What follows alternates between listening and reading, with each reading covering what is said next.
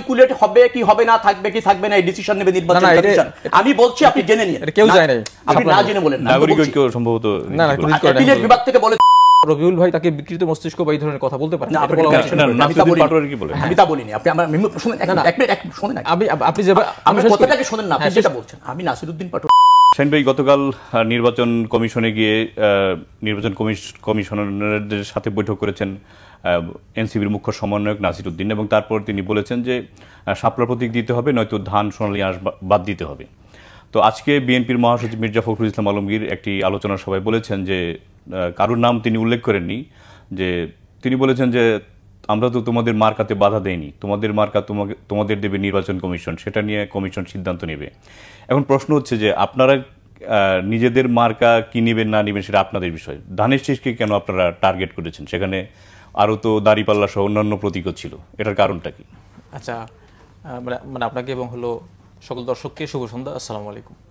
আসলে আপনার প্রশ্নের সুন্দর একটা উত্তর হলো যে মূল যে বিতর্কটা মানে আসছে এখানে, সেটা এনসিপি প্রতীক চেয়েছিল শাপলা।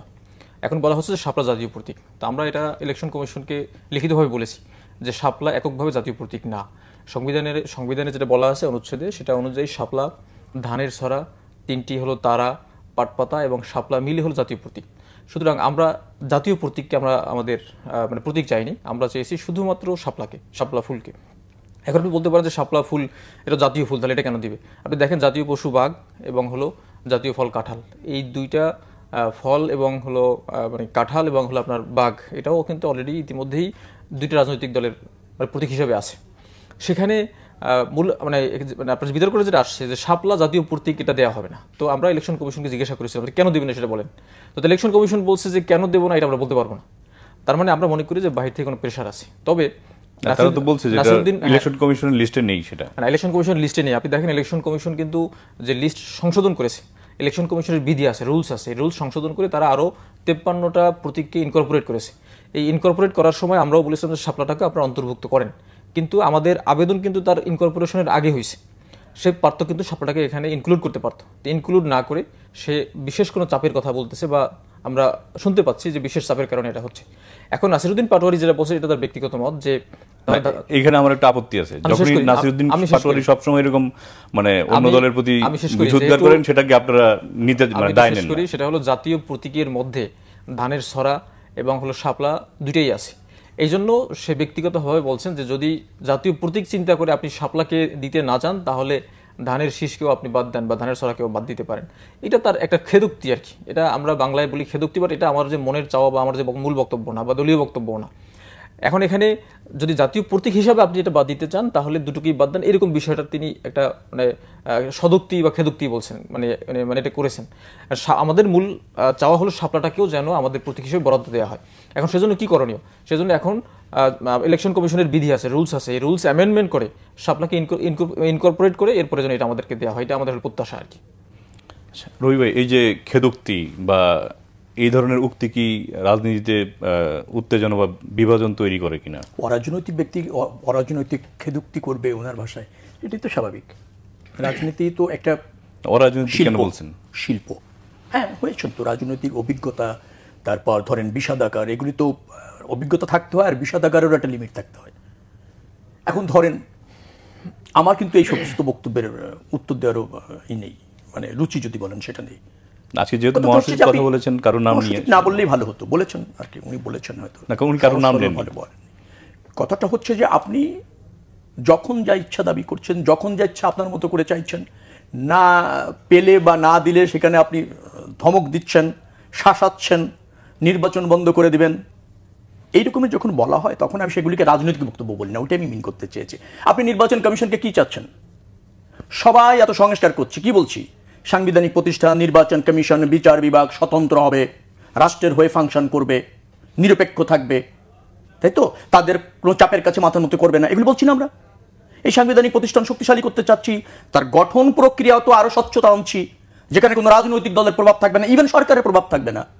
সেই নির্বাচন কমিশন যখন আপনার মতো পারপাস সার্ভ করছে না, আপনি বলছেন নির্বাচন কমিশন কিভাবে নির্বাচন করে দেখে দেবো, আমাদের দাবি মানতে হবে, আমরা চেয়েছি ইনক্লুড করতে হবে। আরে ভাই, ইনক্লুড যে নির্বাচন কমিশন করবে তারও তো একটা প্রক্রিয়া আছে, সেখানে অলরেডি 150 প্রতীক ইনক্লুডেড করা আছে, আপনাকে ওখান থেকে প্রতীক বেছে নিতে হবে। হ্যাঁ, আপনি বলতে পারেন যে আপনার শাপলা আপনাদের ইনক্লুড করে দেওয়া হোক। নির্বাচন কমিশন আমলে যদি না নেয়, এটা তো নির্বাচন কমিশনের স্বাধীনতা, স্বতন্ত্রতা, সেটা তো আমরা চাচ্ছি সংস্কার করে।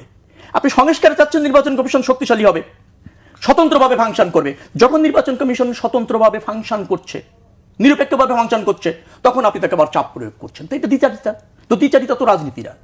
কিন্তু তারা তো তাদের দাবি করবে, এটাই তো স্বাভাবিক। না, দাবি করারও একটা বিষয় আছে। কথাটা হচ্ছে যে নির্বাচন কমিশনের ইনভেস্টেড যে সমস্ত প্রতীক আছে, যা ইতিমধ্যে বরাদ্দ হয়েছে অন্যান্য রাজনৈতিক দলের মধ্যে, রেস্ট অফ দ্য যে সমস্ত স্যাম্পল আছে সেখান থেকে আপনাকে বেছে নিতে হবে, এটাই হচ্ছে নিয়ম।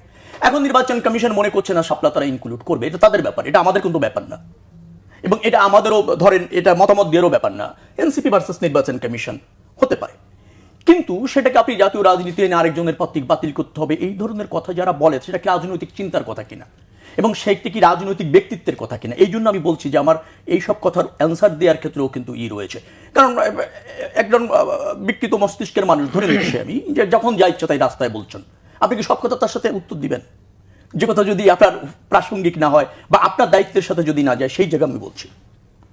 যার ফলে আপনি নির্বাচন কমিশনকে চাচ্ছেন একভাবে দেখতে, আবার আপনার পারপাস সার্ভ না হলে সেটা বলছেন যে ষড়যন্ত্র আছে, অন্যের পারপাস সার্ভ করছে, আমারে দিলেন না ওরটা দিতে হবে। আরে ভাই, এটা তো নিজের মতো করে চাওয়ার বিষয় না, এটা একটা বিধিবিধান আছে, সেই প্রক্রিয়া অনুসারে এটা আদালতে গিয়েছে, আদালতও বলেছেন নির্বাচন কমিশন সিদ্ধান্ত নেবে বিষয়। তো নির্বাচন কমিশন সেই সিদ্ধান্ত নিয়েছে। তো নির্বাচন কমিশনের প্রতি যদি আমরা শক্তিশালী নির্বাচন কমিশন চাই, নিরপেক্ষ চাই, সেটার উপর আস্থা রাখেন না, প্রতীক হলে কি উইন হয়ে যায় নাকি? আবার তারপরেও যদি আপনি কনভিন্স করে নিতে পারেন, আমাদের সমস্যা কোথায়? আপনি নেন, নির্বাচন কমিশন যদি ইনক্লুড করে ওই প্রতীকটা আপনাদের আবেদনের পরিপ্রেক্ষিতে বা ধরেন দাবির পরিপ্রেক্ষিতে, হতে পারে, সেখানে তো আমাদের দ্বিমত নাই। কিন্তু কথাটা হচ্ছে সেটাকে আপনি নির্বাচন কমিশনকে বর্জনা করবেন, অন্য রাজনৈতিক দলকে বর্জনা করবেন, আপনার মতো করে চাপিয়ে দেবেন, শাসাবেন সবাইকে, এটা কি রাজনীতি নাকি? কাদের শাসান, কাদের? যাই হোক, এই শাসাতে গিয়েই তো রাজনৈতিক দলটা অঙ্কুরে বিনষ্ট হতে চলেছে।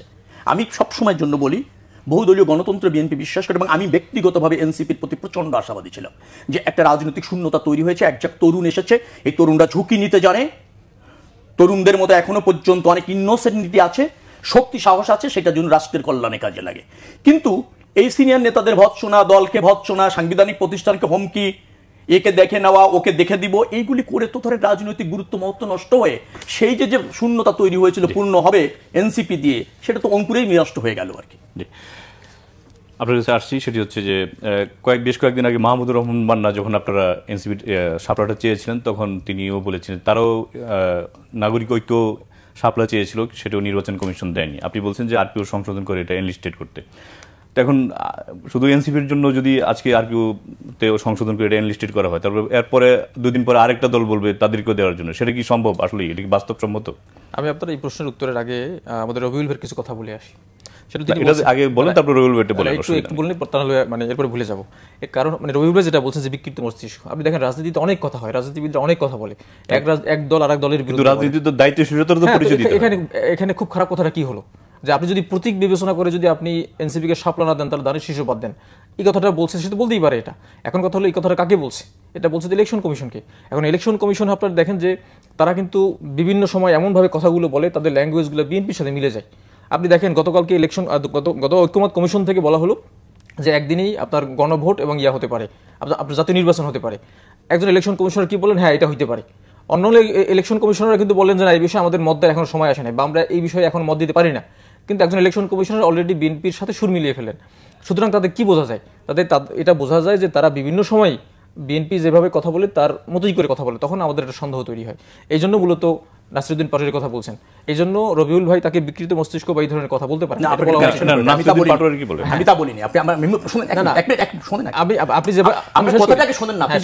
আমি নাসিরউদ্দিন পাটোয়ারিকে বলিনি, আমি বলছি যে কোনো বিকৃত মস্তিষ্কের মানুষ যদি কোনো বক্তব্য দেয়, তার সব কথার উত্তর আমরা যেমন সমাজে দেই না, সেই জন্য রাজনীতিবিদদের সব কথার উত্তর দেওয়ার প্রয়োজন। এটা এমন কোন স্ল্যাং ল্যাঙ্গুয়েজ না, ভদ্র ভাষায় সুন্দর করে। আমি নাসিরউদ্দিনকে মিন করি না। ঠিক আছে, ওকে। এরপর হলো আপনার এই যে রাজনৈতিক বক্তব্য যেটা আছে, আমরা বিভিন্ন সময় দেখি বিভিন্নভাবে রাজনৈতিক বক্তব্য দেয়, রাজনৈতিক আপনার দলের বিরুদ্ধে বলি আমরা, এটা আপনার রাজনৈতিক কালচার। এরপরে আপনার যে সেকেন্ড যে প্রশ্নটা ছিল মান্না ভাইয়ের বিষয়টা, তার দলকে হলো যে প্রতীক শাপলা প্রতীক তিনি চেয়েছিলেন, কিন্তু ওই সময় ইলেকশন কমিশনের তাদের রুলসের মধ্যে এটা ছিল না, যে কারণে তাকে দেওয়া হয়নি। পরবর্তীতে আমরা চেয়েছি, আমাদের কিন্তু শুরু থেকে এটা চাওয়া ছিল। আমরা আমাদের দলের মধ্যে আমরা কিছু প্রতীক নিয়ে চিন্তা করেছি যে কোন কোন প্রতীকগুলো পাওয়া যায় বা নেওয়া উচিত। আপনি দেখেন মানে যে ধানের শীষ মানুষ কিন্তু সবাই চিনে, আমাদের মানে বাংলাদেশের মানে সব মানুষের জীবনের অবিচ্ছেদ্য অংশ ভাত, ধান, চাল, এটা সবাই চিনে। আপনি প্রতীক কেন দেয় মানুষ? যেন সেটা সবাই চিনে। আপনি এমন একটা প্রতীক দিলেন, আপনার এক ধরনের মানুষ চিনল, শহরের মানুষ চিনলো, গ্রামের মানুষ চিনল না, গ্রাম চিনলো, শহর চিনল না। এই জন্য এমন একটা সামগ্রিক প্রতীক হওয়া উচিত। এটা এমন কিছু না। আপনি দেখেন দাঁড়িপাল্লা সুপ্রিম কোর্টের মধ্যে গেলে আপনি দেখবেন বিশাল আকারে দাঁড়িপাল্লা আছে, সুপ্রিম কোর্টের প্রতীক। তাহলে আপনি সে দাঁড়িপাল্লা দিচ্ছে না? কিন্তু সেই দাঁড়িপাল্লাটা কেন বাতিল করতে মানে বললেন না? না, আমরা বলছি জাতীয় প্রতীকের মধ্যে যে অংশটার কথা বলছি। আপনার জাতীয় প্রতীকের মধ্যে দাঁড়িপাল্লা নাই, এই জন্য নাসিরউদ্দিন পাটোয়ারির কথাটা বলেনি। আপনি জাতীয় প্রতীক বিবেচনা করে শাপলাকে না দিলে আপনি ধানের ছড়াও বাদ দেন, এই কথাটা তিনি বলছেন। আপনি মান্না ভাই যেটা বলছেন, তিনি কিন্তু পরবর্তী আবার একটা ফেসবুক পোস্ট দিয়েছেন যে যদি এনসিপিকে শাপলা দেওয়া হয় আমি কোনো মামলা দায়ের করব না। সুতরাং আপনি দেখেন, আপনি শাপলা দিলে কি হবে? বাংলাদেশের জনগণ যদি শাপলায় ভোট না দেয়, তাহলে শাপলা কি আপনার ইসে যাবে, সংসদে যাবে? সুতরাং শাপলার মধ্যে এমন কিছু নাই যেটা একদম বাংলাদেশের সবকিছু এর মধ্যে চলে আসতেছে। শাপলা একটা ইন্ডিভিজুয়াল একটা প্রতীক, আপনি দেন না, তো সমস্যা কি? এখন যদি শাপলা না পাওয়া যায়, এনসিপি কি নিবন্ধন নেবে না, নাকি বিকল্প কি? এনসিপি অবশ্যই নিবন্ধন নেবে, এবং এনসিপির প্রত্যাশা হলো ইলেকশন কমিশনকে এনসিপি সুন্দর করে আইনি দিকগুলো ব্যাখ্যা করে, সামাজিক প্রেক্ষাপট ব্যাখ্যা করে সুন্দর করে আমরা একটা অ্যাপ্লিকেশন দিয়েছি। আমরা চাই যে আমাদেরকে শাপলা দেন, আমরা একটা ভালো রাজনীতি করতে আসছি। আর রবিউল ভাই একটা কথা বলছেন যে অঙ্কুরই বিনষ্ট হয়ে গেছে, এনসিপি মাত্র শুরু হলো। আপনার বিএনপির 1977 সালে প্রতিষ্ঠা হয়েছে, আওয়ামী লীগ 1949 সালে প্রতিষ্ঠিত হয়েছে, জামাত ইসলামী 1941 সালে প্রতিষ্ঠিত হয়েছে, আর এনসিপি প্রতিষ্ঠিত হয়েছে এবছরের 28 ফেব্রুয়ারি। তার বয়স এখন 7 মাস চলে। সুতরাং আপনি এখনই বলতে পারেন না যে অঙ্কুরই বিনষ্ট হয়ে গেছে। অঙ্কুরই তো হয় না এখন পর্যন্ত। আপনি এই দল বিপ্লবের পরবর্তীতে, বিপ্লবের ফেজগুলো যারা ছিল তারা এই দল শুরু করেছেন। এই দল বাংলাদেশের এখনো আশা আকাঙ্ক্ষার প্রতীক হিসাবে আছে। আপনি দেখেন, আপনি যদি মানে ইন্ডিপেন্ডেন্ট জরিপ করেন, অনেকগুলো জরিপে আপনি দেখবেন যে এনসিপির কিন্তু ভালো সমর্থন আছে। আমরা তো ইয়াং তরুণরা আমরা শুরু করেছি। আমরা এনসিপিকে বাংলাদেশের মানুষের কাছে নিয়ে যেতে চাই। আমাদেরকে তো সময় দিতে হবে, সুযোগ দিতে হবে। আপনি যদি আমাদেরকে সুযোগ না দেন, সময় না দেন, আপনি যদি এখনই বলেন যে আপনি সিদ্ধান্ত নিয়ে আসেন যে অঙ্কুরই বিনষ্ট হয়ে গেছে, তাহলে তো ঠিক হবে না। এটা আমরা বাংলাদেশে পজিটিভ রাজনীতি করতে চাই। এই বিপ্লবের পরে আমরা বৈষম্যহীন বাংলাদেশ করতে চাই। এই জন্য আমরা সমস্ত রাজনৈতিক দলের আমরা সহযোগিতাও চাই।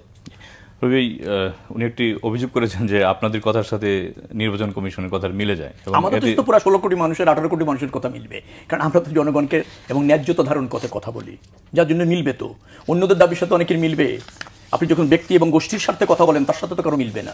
আর আপনি যখন দেশের বৃহত্তর সাথে কথা বলবেন, জনগণের সাথে কথা বলবেন, অনেকের সাথে মিলবে। জনগণের কথা বলেন, যখন ইলেকশন কমিশনে মিলে যাও এক কথা না, কিন্তু বিবেচনা প্রসূত কথা যখন বলবেন সেটা তো মিলবে।